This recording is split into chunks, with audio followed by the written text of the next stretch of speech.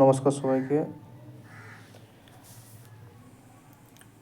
দীর্ঘ প্রতীক্ষা হয়ে গেছে, অনেক দিন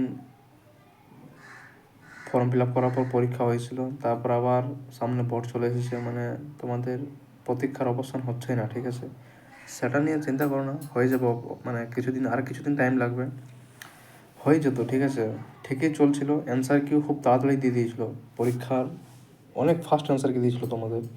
কিন্তু একটা কথা আছে না যে কোনো ভালো করতে গেলে কিছু খারাপ হয়ে যায়, সেটাই হয়েছে তোমাদের সাথে, ঠিক আছে। তো সেটাও ঠিক তাড়াতাড়ি সুস্থ বা ভালো হয়ে যাবে, চিন্তা করার কিছু নেই। সবথেকে বড় কথা এখন দাঁড়িয়েছে প্রশ্ন মনে, যে রেজাল্ট কবে দেবে, পিএমটি কবে হবে, মেন এক্সাম কবে হবে, জয়েনিং কবে হবে। এবং এই প্রশ্নগুলো তারাই করছো যারা ডাব্লিউপিতে ফেল করে গেছো।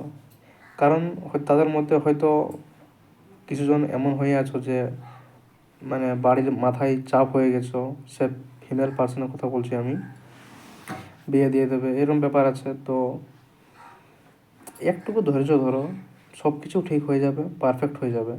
হাতে সময় পেয়েছো, সময়টাকে আলোর ব্যাগের মতো কাজে লাগাও। কীভাবে কাজে লাগাবে? সামনে মাঠ আছে, মাঠ প্র্যাকটিস করো, ওয়ান টাইম যাও, 2 টাইম যাওয়ার দরকার নেই, রেজাল্ট দিয়ে দেবে তখন 2 টাইম যাবে। ওয়ান টাইম যাও, স্লো যদি রানিং না পারছো, স্লো রানিং যাও, 5 কিলোমিটার অবধি। মেল পার্সনের জন্য বলছি, লং রানিং করো উইদাউট সময় দেখে। ফিমেল পার্সন হলে 2.5 কিলোমিটার লং রানিং করো উইদাউট সময় দেখে, ঠিক আছে। এটা মাস্ট করো। যখন রেজাল্ট বেরিয়ে যাবে তখন 2 টাইম যাবে, তখন ট্রায়াল মারবে। এখন ট্রায়ালও মারার দরকার নেই, 2 টাইম যাওয়ার দরকার নেই, পরিষ্কার কথা। তাহলে মেন এক্সাম কবে হবে? দেখো, মেন এক্সাম তোমাদের মাঠের 20 দিনও দেবে না আমার মনে হচ্ছে, অত টাইম দেবে না, কারণ এমনিতেই প্রসেস অনেক লেট হয়ে গেছে। তোমাদের ফর্ম ফিল আপ কবে হয়েছিল? বহুদিন আগে হয়েছিল, 2024 হয়েছিল, 25 শেষ হয়ে গেছে, অলরেডি 2 বছর হয়ে গেছে, ঠিক আছে।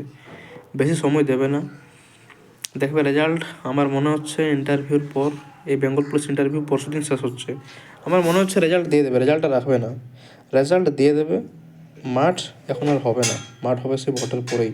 সামনে যতগুলো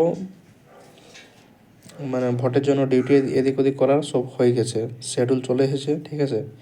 তো সেটা নিয়ে চিন্তা করো না, সব ঠিক হয়ে যাবে। একটু সিস্টেম আবার চেঞ্জ হয়েছে তোমাদের জন্য, সেটাও ঠিক হয়ে যাবে খুব তাড়াতাড়ি, মনে কোনো রকম দুঃখ রেখে লাভ নেই, সময়টাকে ভালোভাবে কাজে লাগাও, এটাই হচ্ছে আসল কথা, ঠিক আছে।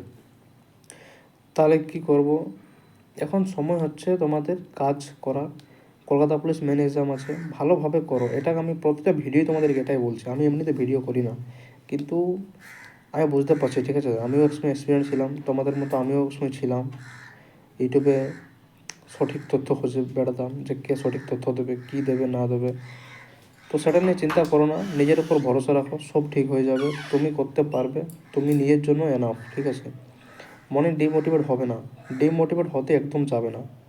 আমি যতটা সময় পারবো তোমাদেরকে সময় দেবো, ঠিক আছে। কোনো রকমভাবে চিন্তা করার দরকার নেই। আমি যতটা বুঝতে পারছি ফেব্রুয়ারি মাসে রেজাল্ট দিয়ে দেওয়ার কথা, ঠিক আছে। এরপর যদি না দেয় তাহলে ভোটের পরেই হবে, তার আগে কিছু সম্ভব না, ঠিক আছে। তো সেভাবে নিজেকে ইউটিলাইজ করো, ঠিক আছে, মনে কষ্ট নিয়ে লাভ নেই।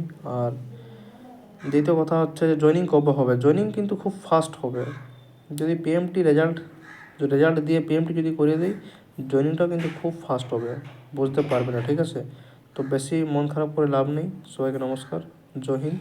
যেগুলো বললাম ভালো করে করো, ঠিক আছে।